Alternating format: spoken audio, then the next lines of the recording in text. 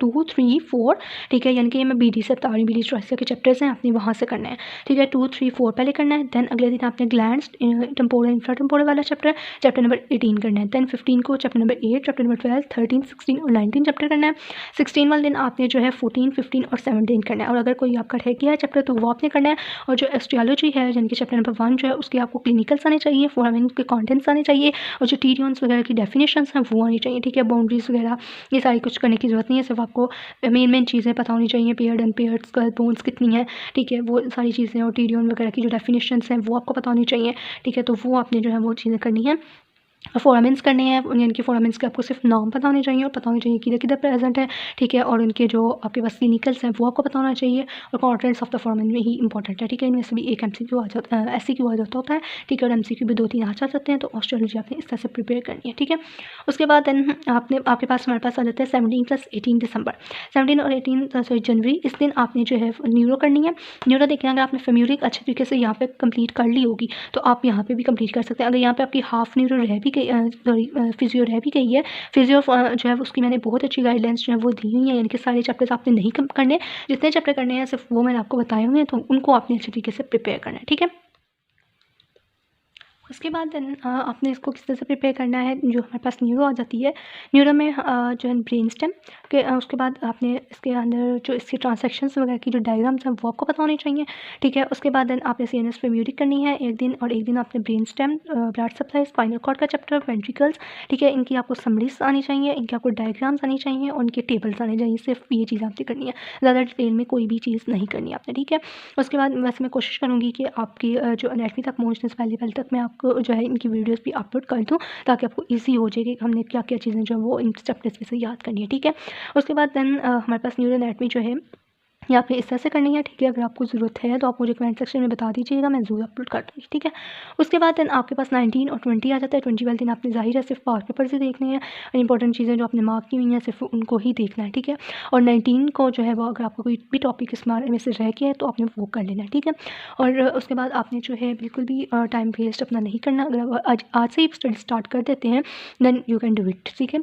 और इंशाल्लाह ताला आपकी जो मेहनत है वो उसका आपको ज़रूर अजर मिलेगा, और बिल्कुल भी आपने जो है वो टेंशन नहीं लेनी। आपने जो है उसको जो टाइम टेबल बनाया है उसी को फॉलो करना है, ठीक है। उसको अगर आप फॉलो करते हैं जो आपने अपना बनाया है, अगर आप उसे फॉलो करना चाहते हैं तब भी ठीक है, अगर इसे फॉलो करना चाहते हैं तब भी ठीक है। इसमें से आपको चीज़ें आई होप सो कि मिल गई होंगी कि कौन कौन सी चीज़ें जो है इंपॉर्टेंट हैं, किसको किस तरह से हमने प्रिपेयर करना है, ठीक है। बाकी अगर आप एनाटमी तो वैसे भी आपने लास्ट में ही करनी है ज़ाहिर है, तो पहले आप कौन सी बुक करना चाहते हैं, जो टॉपिक्स आपको नहीं आते आप पहले वो अच्छी तरीके से प्रिपेयर करना चाहते हैं, जिस तरह आप करना चाहते हैं जो आपको ठीक लगता है आप उसी को फॉलो अप करिए, ठीक है। लेकिन आपको यहाँ से इस वीडियो से आई होप सो कि चीज़ें इंपॉर्टेंट पता चल गई। उसके बाद देन हम चलते हैं टाइम टेबल पे, ठीक है। बहुत बच्चों का आता है टाइम टेबल भी हमें थोड़ा सा बता दें, थोड़ा सा मैंने रफली सा टाइम टेबल भी जो है वो बना दिया है आप लोगों के लिए, ठीक है। अगर आपको अच्छा लगे तो आप देख लीजिएगा, ठीक है। इसमें हमारे पास जो टाइम टेबल है उसमें ये है कि कुछ बच्चे मॉर्निंग टाइम में पढ़ते हैं, कुछ बच्चे जो नाइट टाइम में पढ़ते हैं, ठीक है।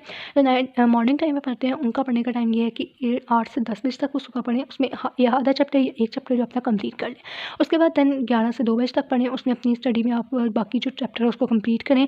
देन 7 से 10 बजे आप शाम को पढ़ लें, फिर 11 से 2 बजे तक आप पढ़ें, और 2 से 5 आप सो जाएँ, ठीक है। तो आप इस तरह से पढ़ें, यानी कि आपने डेली 8 to 10 आवर्स पढ़ना है, और 8 to 10 आवर में अगर आप पढ़ते हैं और इस टाइम टेबल जो मैंने आपको स्केड्यूल दिया है इसको आप फॉलो करते हैं और 8 to 10 आवर्स पढ़ते हैं, एटलीस्ट 7 आवर्स तो आपको पढ़ना ज़रूरी है, ठीक है। तो इस टाइम में अगर आप पढ़ते हैं तो आपका सारा स्केड्यूल जो है वो कंप्लीट हो जाएगा इंशाल्लाह ताला, कोई चीज़ भी आपकी स्किप नहीं होगी, और इंशाल्लाह ताला इसी में से पेपर आएगा। और आपने जो है वो अच्छी तरह से मेहनत करनी है, और अपने लिए भी दुआ करनी है, नमाज़ पढ़नी है, ठीक है। और मेरे लिए भी दुआ करनी है ज़्यादा से ज़्यादा, ठीक है। तो उसके बाद नाइट टाइम में जो बच्चे स्टडी करते हैं उनके लिए बेस्ट टाइम ये है कि वो 10 बजे से लेके रात को 1 बजे तक जो है वो पढ़ें, बीच में आधा घंटा बेशक ब्रेक ले लें। उसके बाद 2 बजे से लेके 5 बजे तक पढ़ें, ठीक है। 5 बजे नमाज़ वगैरह पढ़ के खाना वगैरह का खाना खा के देन 6 से 9 बजे तक वो पढ़ें, ठीक है। उसके बाद 10 से 3 बजे तक दोपहर के टाइम वो सो जाएँ, और शाम को उठ के थोड़ा सा अपना रेस्ट करें, ठीक है। और रात को 9-10 बजे फिर से पढ़ना स्टार्ट कर दें, ठीक है। तो इस तरह से अगर आप पढ़ेंगे, ठीक है, अपना टाइम टेबल आगे रख के इसको आप जो है वो स्क्रीनशॉट्स भी ले लें जो मैंने बनाए हैं, ठीक है। आप इनके स्क्रीनशॉट्स भी ले सकते हैं और इनको देख सकते हैं, और इनको अपने सामने रखना है, अपने कमरे में दीवार पे लगा लें, ठीक है। और उसी को फिर फॉलो करें ताकि आपको आते जाते नज़र आए कि हमने पढ़ना है, ये चीज़ हमारी रहती हैं, ये करनी है, ठीक है। अगर आप ये दे रखें, अगर आप ये वाला टाइम टेबल जो है इसको कॉपी कर लेते हैं, ठीक है। इसको अगर आप अपनी वॉल पे लगा लेते हैं तो आपको डेली का जो आप करें आप उस पे टिक लगा दें, जो आपका रह जाएगा। फिर आपको होगा कि मेरा तो अभी ये भी रहता है, ये भी रहता है, मैंने ये भी करना है, मैंने पढ़ना है। फिर आपको ज़्यादा होगा कि मैं पढ़ना है, मेरा भी ये सारा कुछ रहता है, ठीक है। तो देन आपको जो है वो मोटिवेशन मिलेगी, ठीक है, कि आपने आपका कौन-कौन सा टॉपिक रहते हैं, कितना टाइम है आपके पास। अगर आप जो है वैसे ही बना के रख देंगे या वीडियो देख के स्किप कर देंगे तो आपको कोई फ़ायदा नहीं होगा, ठीक है। तो आपने जो है बिल्कुल भी अपना टाइम अब वेस्ट नहीं करना, अपनी स्टडी स्टार्ट कर देनी है। और वीडियो अगर अच्छी लगी है तो लाइक करें, सब्सक्राइब करें, शेयर करें और दुआओं में याद रखिएगा। अल्लाह हाफ़िज़।